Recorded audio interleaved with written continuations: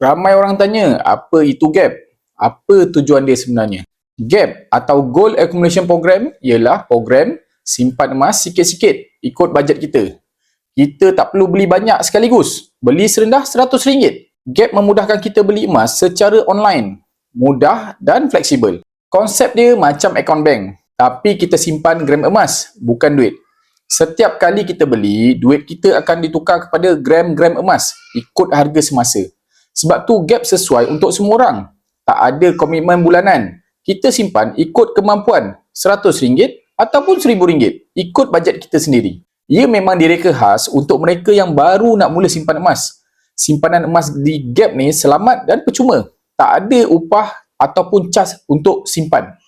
Disokong 100% oleh emas fizikal dan disahkan patuh syariah sejak 29 September 2017. Akaun ni juga fleksibel dan tak ada tarikh luput. Tak ada upah simpan, tak ada tempoh batang. Kita boleh simpan selama mana yang kita nak. Bila simpanan emas kita dah cukup gram, kita boleh keluarkan emas fizikal dalam bentuk gold bar ataupun dinar. Kalau kita nak jual atau pajak pun mudah. Semua boleh dibuat secara online. Tak perlu keluarkan emas pun boleh.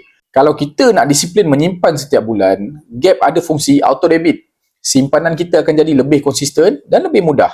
Jadi matlamat sebenar akaun emas GAP ni ialah untuk memudahkan kita semua walaupun dengan bajet kecil untuk memulakan simpanan emas dengan cara yang selamat, fleksibel dan patuh syariah.